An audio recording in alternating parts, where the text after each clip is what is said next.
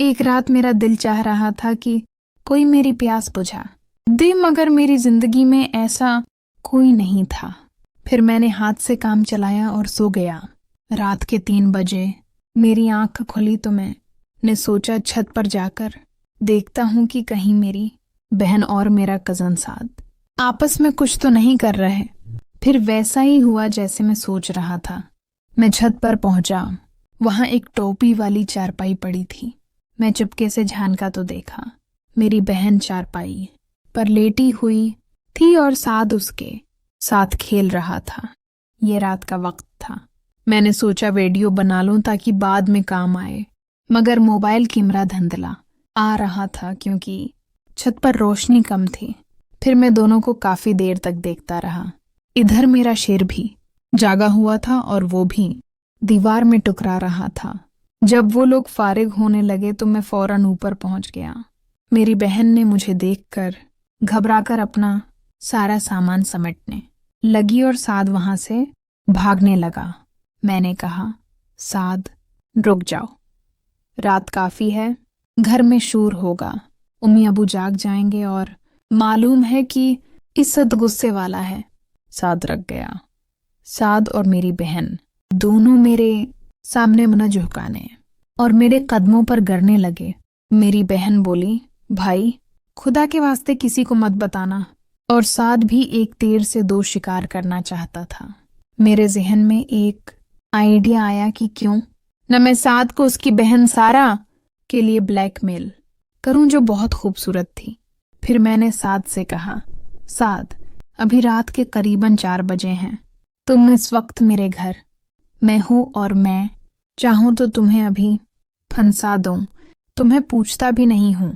उसने कहा, हाँ मुस्लिम भाई, मैं जानता हूं आपका एहसान होगा, मैं ये राज कभी नहीं भूलूंगा, ये मेरा राज रहने दीजिए। फिर उसने कहा, असल में असलम भाई, मैं यहाँ आना ही नहीं चाहता था। आपकी बहन ने मुझे बहुत दबा लिया था, चाहे तो पूछ ले। फिर सारा बोली, हाँ भाई, मैंने ही उसे बुलाया था। मैंने सारा से कहा, तुम चुप हो जाओ, मैं तुमसे बात नहीं कर रहा, पहले साद से निपट लूं, फिर तुमसे बात करूंगा।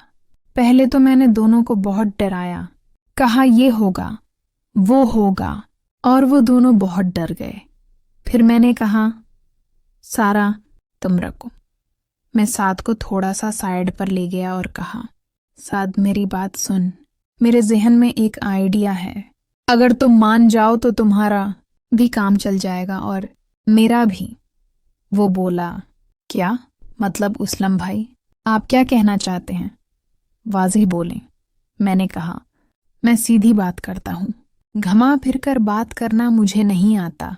तुम्हारी जो बहन सारा है, मैं उसे पसंद करता हूँ, कम से कम मुझे उसके साथ मिला दो, और जब तुम चाहो मैं तुम्हारी मदद भी करूँगा, सारा से मिलते रहना।